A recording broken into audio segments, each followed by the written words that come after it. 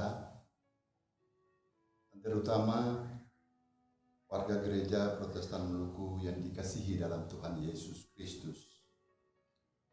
Salam sejahtera untuk kita semua. Kita patut bersyukur karena masih diperkenankan Tuhan hidup dan terus melaksanakan seluruh tugas dan tanggung jawab bersaksi dan melayani, sehingga memasuki minggu keempat di bulan Juli 2020 ini. Bagian Alkitab yang menjadi dasar pemberitaan firman Tuhan di minggu ini terbaca dari Kitab Kejadian pasal 21 ayat 8 sampai 21. Sebelum kita membacanya, mari kita berdoa.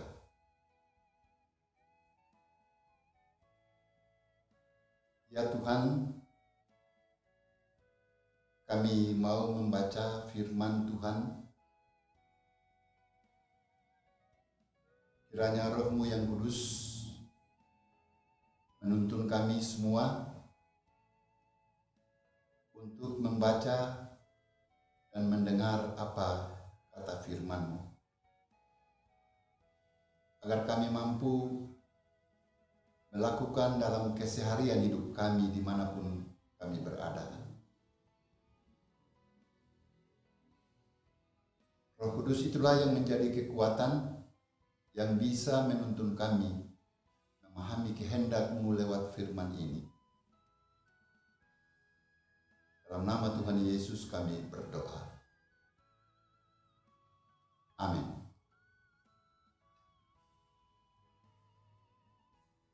Bapak Ibu Saudara-saudara yang Tuhan kasihi, Kejadian pasal 21 ayat 8 sampai ayat 21 berbunyi begini. Abraham mengusir Hagar dan Ismail. Bertambah besarlah anak itu dan ia disapih. Lalu Abraham mengadakan perjamuan besar pada hari Ishak disapih itu. Pada waktu itu Sarah melihat bahwa anak yang dilahirkan Hagar, perempuan Mesir itu, bagi Abraham sedang main dengan Ishak anaknya sendiri. Berkatalah Sarah kepada Abraham, "Usirlah hamba perempuan itu beserta anaknya, sebab anak hamba ini tidak akan menjadi ahli waris bersama-sama dengan anakku Ishak." Hal ini sangat menyebalkan Abraham oleh karena anaknya itu. Tetapi Allah berfirman kepada Abraham, "Jangan sebal hatimu karena hal anak dan budakmu itu. Dalam segala yang dikatakan Sarah kepadamu, haruslah engkau mendengarkannya, sebab yang akan disebut keturunanmu ialah yang berasal dari Ishak. Tetapi keturunan hambamu itu juga akan kubuat menjadi satu bangsa, karena ia pun anakmu." Keesokan harinya, pagi-pagi Abraham mengambil roti serta sekirbat air dan memberikannya kepada Hagar. Ia meletakkan itu beserta anaknya di atas bahu Hagar. Kemudian disuruhnyalah perempuan itu pergi. Maka pergilah Hagar mengembara di padang gurun Berseba. Ketika air yang dikirbat itu habis, Dibuangnyalah anak itu ke bawah semak-semak, dan ia duduk agak jauh, kira-kira sepemanah jauhnya. Sebab katanya, tidak tahan aku melihat anak itu mati. Sedang ia duduk di situ, menangislah ia dengan suara nyaring. Allah mendengar suara anak itu. Lalu malaikat Allah berseru dari langit kepada Hagar, katanya kepadanya, apakah yang engkau susahkan, Hagar? Janganlah takut, sebab Allah telah mendengar suara anak itu dari tempat ia terbaring. Bangunlah, angkatlah anak itu dan bimbinglah dia, sebab aku akan membuat dia menjadi bangsa yang besar. Lalu Allah membuka mata Hagar sehingga ia melihat sebuah sumur. Ia mengisi kirbatnya dengan air. Kemudian diberikannya anak itu minum. Allah menyertai anak itu sehingga ia bertambah besar. Ia menetap di padang gurun dan menjadi seorang pemanah. Maka tinggallah ia di padang gurun Paran. Ibunya mengambil seorang istri baginya dari tanah Mesir. Demikian firman Tuhan yang kita baca di pagi ini. Bapak, Ibu, dan saudara-saudara yang Tuhan Yesus kasihi, khotbah kita di pagi ini dipandu dalam sebuah tema mingguan, peduli anak tanpa diskriminasi. Pernahkah kita mendengar istilah fatherless country atau negeri tanpa ayah, negeri tanpa bapak? Sebetulnya istilah ini merupakan sebuah sindiran tentang sebuah kualitas hubungan ayah, hubungan bapak yang kurang baik dengan anaknya karena berbagai alasan.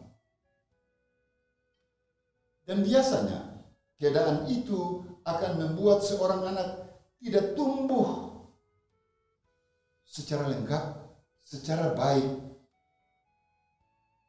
karena anak-anak kurang mendapat perhatian dan sentuhan kasih dari seorang bapak atau seorang ayah. Atau dengan kata lain,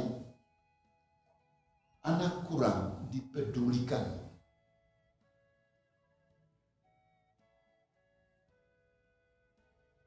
Ternyata praktek seperti ini, praktek pengabaian, diskriminasi terhadap anak sudah diceritakan dalam Alkitab sejak zaman Abraham. Dan mungkin teks ini jarang diperhatikan oleh kita. Karena apa? Karena cerita tentang Ismail terkadang disebut sebagai bukan anak perjanjian. Dan kita lebih tertarik dengan kisah-kisah tentang anak perjanjian, anak yang mendapat pewarisan hak, dan anak yang dikasihi. Tapi hari ini, sesungguhnya kita dihadapkan dengan sebuah kisah yang cukup keras mengkritik kita selaku orang-orang percaya, terutama sebagai keluarga orang tua yang terkadang tanpa sadar menjadi penyebab seorang anak kehilangan haknya sebagai anak dan bahkan memberlakukan tindak pengabaian terhadap anak-anak di tengah kehidupan kita.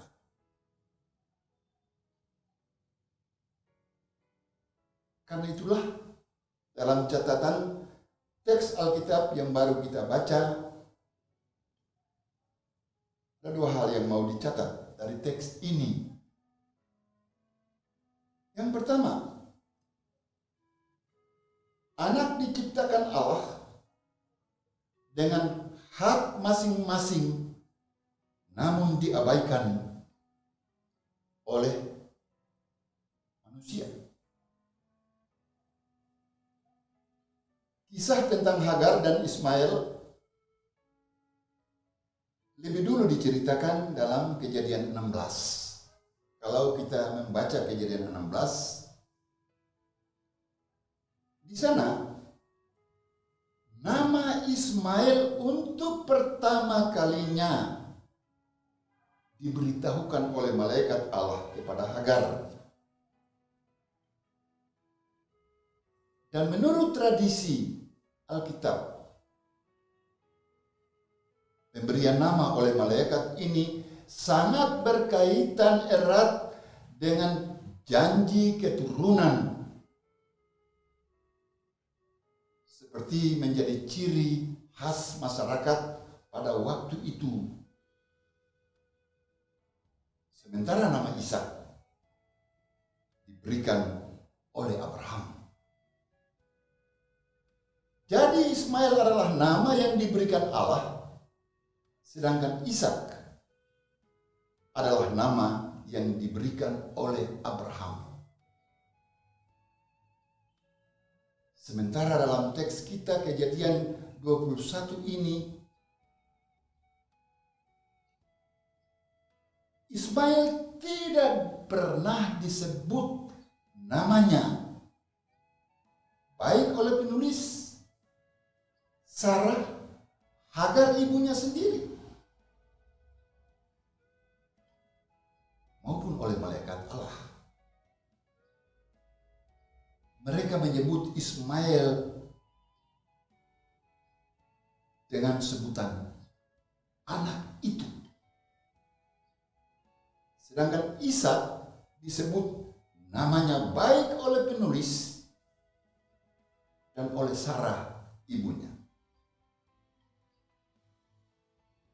Ini berarti bahwa dalam teks ini Ismail dan Ishak diperlakukan secara berbeda, atau dengan kata lain Ismail didiskriminasi karena keberadaannya lebih banyak dihubungkan dengan ibunya yang adalah seorang budak yang berasal dari Mesir,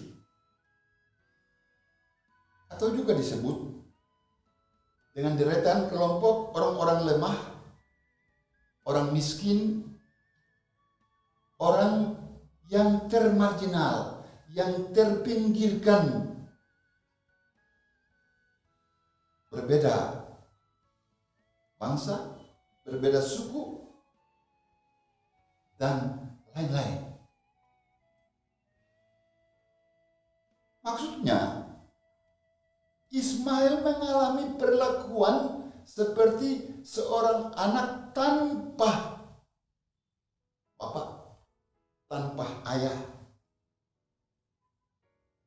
Makanya nama Ismail tidak disebutkan karena ia bukan penerima janji atau warisan dalam garis keturunan leluhur Israel. Walaupun sebetulnya Allah juga berjanji akan menjadikannya menjadi bangsa yang besar. Nah, dalam kasus seperti ini, anak lalu menjadi korban, kehilangan hak dan kesempatan untuk menjadi seorang anak yang diakui keberadaannya sebagai anak bangsa, anak adat, anak yang mendapat pewarisan hak dari keturunan orang tuanya, dan sebagai anak yang tidak bersuara mempertanyakan hak-haknya. Ibu dan Bapak, saudara-saudara yang Tuhan Yesus kasihi, hal itu tergambar dari perilaku yang dinampakkan oleh kita, oleh orang dewasa dalam teks ini. Seperti, usirlah hamba perempuan itu beserta anaknya. Sangat menyebalkan anaknya. Juga gambaran tentang Abraham yang sangat kesal, merasa dongkol karena kecewa, tidak senang, dan sebagainya. Malah Abraham menyuruh Hagar dan anaknya pergi keluar ke padang gurun. Bapak Ibu saudara-saudara yang dikasihi Tuhan Yesus, betapa menyedihkan perlakuan terhadap anaknya yang sesungguhnya adalah buah pemberian Tuhan. Bahwa Abraham sebagai bapa seharusnya menjadi yang lebih bertanggung jawab terhadap keselamatan anaknya. Malah terkesan seakan-akan mencuci tangan dan tidak bertanggung jawab dengan apa yang terjadi antara Sarah dan Hagar serta Ismail. Juga tidak bertanggung jawab dengan kelangsungan hidup Hagar dan Ismail di padang gurun. Katakanlah, Abraham tidak bisa menjamin keselamatan anaknya sendiri, itu Ismail dan Hagar. Sebab dengan hanya memberikan kepada mereka roti dan sekirbat air, itu sama sekali tidak berarti apa-apa bagi Ismail dan Hagar seterusnya. Karena yang paling dibutuhkan oleh anak itu adalah pengakuan dan keamanan dirinya, bahwa dia adalah bagian yang tak terpisahkan dari keluarga Abraham. Bagi seorang anak, dalam pertumbuhannya sesungguhnya mereka juga lebih membutuhkan rumah, membutuhkan keluarga sebagai tempat yang aman, bukan sekedar makan, minum, atau harta dan materi yang lain. Mereka membutuhkan kehangatan cinta, membutuhkan keluarga dan keamanan di dalam rumah, dan jauh lebih penting dari cukup. Bagi seorang anak,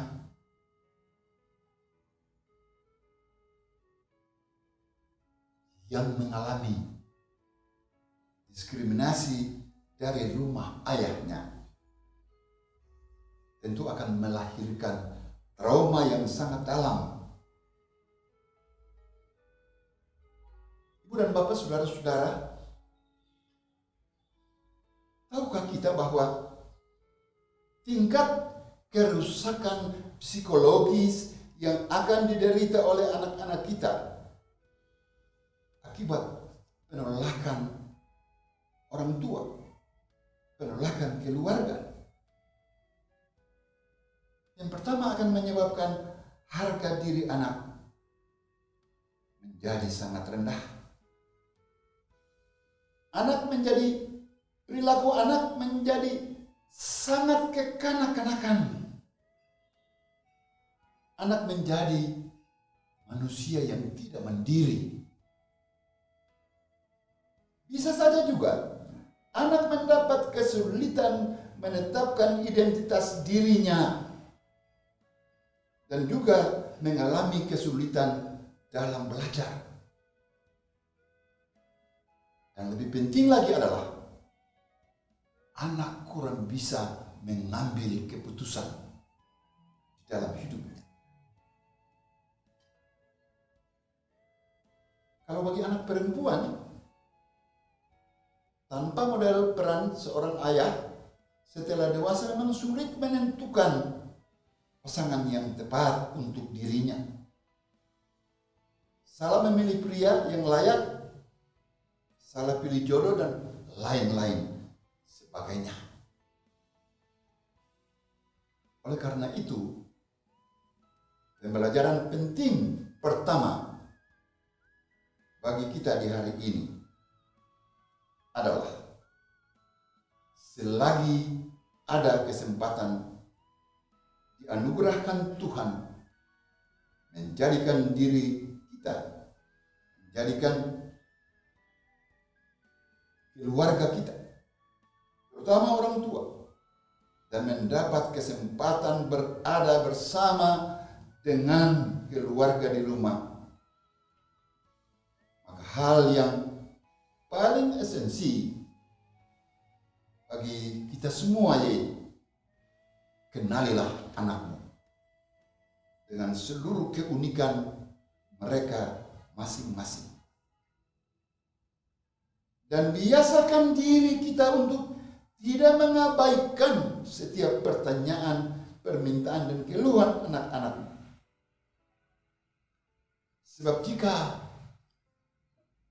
kita lalaikan, maka jangan pernah menyalahkan anak jika mereka tidak betah tinggal di rumah dan lebih suka mencari jawaban atas pertanyaan-pertanyaan mereka di internet, melalui Google, media sosial, atau di luar rumah. Hal kedua yang mau disampaikan bagi kita dari ayat 16 sampai 21 yang mengatakan bahwa Allah mendengar suara tangis anak dan doa ibunya. Hagar dan Ismail terusir dan diasingkan dan memulai sebuah babakan baru dalam perjalanan hidup mereka di padang gurun. Bisa dibayangkan, Bapak, Ibu, dan saudara-saudara, padang gurun. Apakah orang bisa hidup dan bertahan hidup di sana? Dalam bahasa aslinya, padang gurun yang disebut Arafah, artinya sebuah area, wilayah yang belum pernah digunakan untuk bercocok tanam dan wilayah yang tidak berpenghuni dan karenanya tidak mudah manusia hidup di situ. Tapi selain itu juga padang gurun juga memiliki cuaca yang ekstrim, baik dingin di waktu malam dan panas yang terik di waktu siang. Dan ada banyak hambatan atau ancaman yang akan dihadapi oleh Hagar dan Ismail, termasuk ancaman kematian. Karena itu kalau kita membaca ayat 16 dari teks kita ini, dikatakan di sana,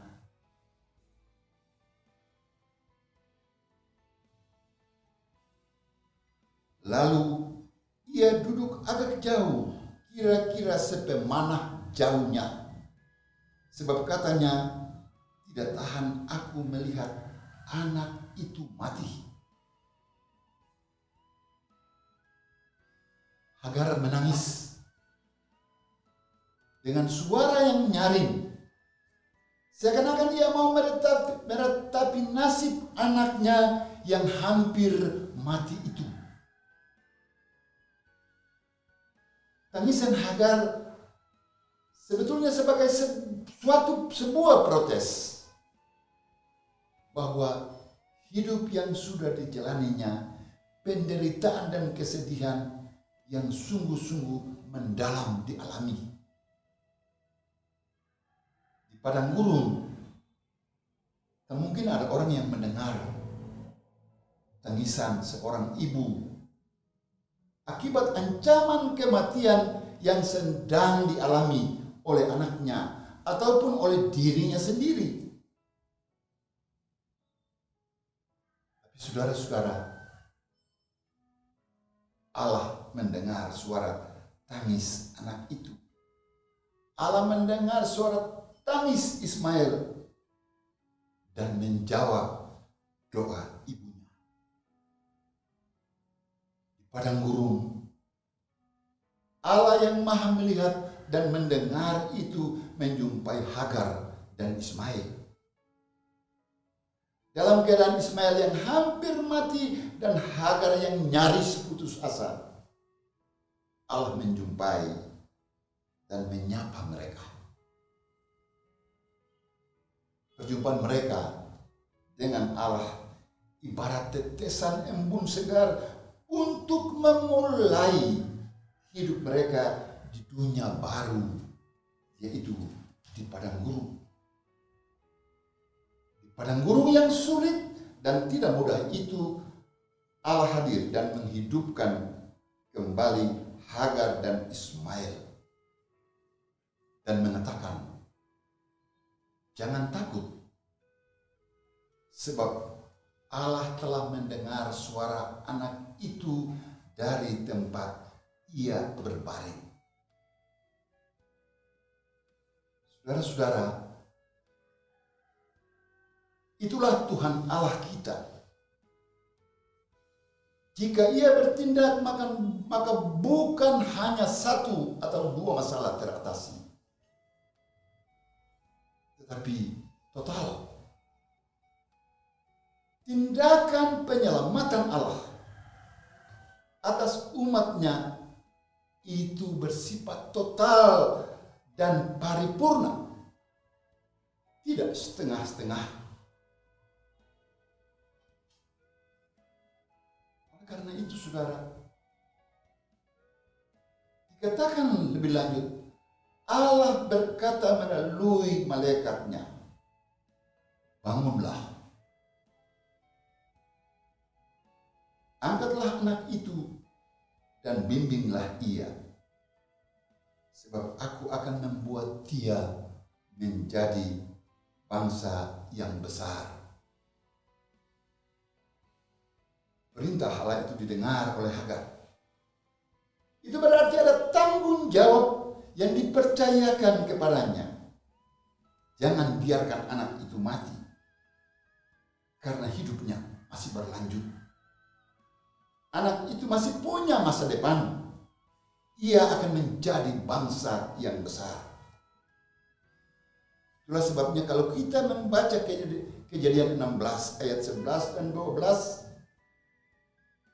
kita akan temui di sana pada ayat yang ke-12 dikatakan, seorang anak laki-laki yang lakunya seperti keledai liar. Bapak, Ibu, dan saudara-saudara, sebagai seorang anak yang terdiskriminasi dalam keluarga, ternyata Ismail memiliki kekuatan hidup yang kuat, memiliki potensi diri yang kuat. Mungkin kita semua berpikir inilah perilaku manusia di padang gurun, seperti sebuah cara pikir kita yang negatif. Katakanlah terhadap ayat 12 dari Kejadian 16 ini. Tapi sesungguhnya dikatakan bahwa anak laki-laki yang lakunya seperti keledai liar mau menggambarkan karakter seorang anak di padang gurun yang lincah, anak padang gurun yang tangguh, anak padang gurun yang bersabung nyawa mempertahankan hidup. Itu yang terjadi dengan Ismail. Itulah potensi diri yang dia miliki. Sebab itu saudara-saudara, perintah Tuhan itu jelas. Anak adalah anugerah dan titipan Allah bagi kita. Bimbing mereka. Atau dengan bahasa yang lain, genggamlah tangan mereka. Dan itu merupakan sebuah tanggung jawab. Sebagai orang tua kita harus menuntun anak-anak kita. Agar mereka tetap hidup dan berjalan sesuai dengan rencana Allah. Sebab perintah Allah serta tanggung jawab yang disampaikan kepada kita, kepada orang tua, diikuti dengan janji penyertaan berkat bagi anak-anak. Tanggal 23 Juli kemarin adalah Hari Anak Nasional, dan teks kita memberi catatan penting yang kedua bagi kita sebagai gereja, tapi juga sebagai keluarga. Setiap orang terpanggil untuk kelesan, peduli dan memberikan perlindungan kepada semua anak dari latar belakang yang beragam. Gender, agama, suku, baik sosial, ekonomi maupun budaya, termasuk anak-anak yang disabilitas. Juga orang yang sementara menderita karena COVID-19. Kita cenderung mengabaikan ini dari seluruh perhatian kita. Dan sesuai dengan konvensi hak anak, maka kurang lebih ada 10 hak anak yang harus dilindungi oleh kita semua. Hak untuk bermain, hak untuk mendapat pendidikan, hak untuk mendapat perlindungan, hak untuk mendapat identitas nama, hak untuk mendapatkan status kebangsaan, hak untuk makan, mendapatkan makanan, hak untuk mendapat akses kesehatan, hak untuk berekreasi, hak untuk mendapat kesamaan, dan hak untuk berperan dalam pembangunan. Namun ternyata praktek diskriminasi itu masih saja ada dalam kehidupan gereja, keluarga gereja dan masyarakat. Banyak anak belum berani menyuarakan pikiran mereka dalam keluarga, gereja dan masyarakat. Karena itu, mendengar suara anak dan menjadikan kita keluarga sebagai tempat yang paling aman bagi anak-anak kita bertumbuh. Dan di sana kita mesti berbagi cinta kasih sebagai orang tua kepada anak-anak. Bukan hanya pilihan, tapi mestinya menjadi komitmen kita bersama di memasuki era baru dan tatanan hidup baru ke depan, baik sebagai gereja maupun sebagai masyarakat dan bangsa. COVID-19 ini sebetulnya sedang menginterupsi kita sebagai orang-orang yang dewasa untuk lebih bijak dalam menetapkan prioritas-prioritas hidup kita, agar anak-anak kita bertumbuh dengan tanpa dengan kasih sayang orang tua. Sebab anak-anak kita jangan ibarat anak-anak yang hidup di negeri tanpa bapa. Anak-anak yang hidup tanpa ayah. Karena kita semua sadar bahwa kita ada di saat mereka membutuhkan kita. Tuhan memberkati dan menolong kita.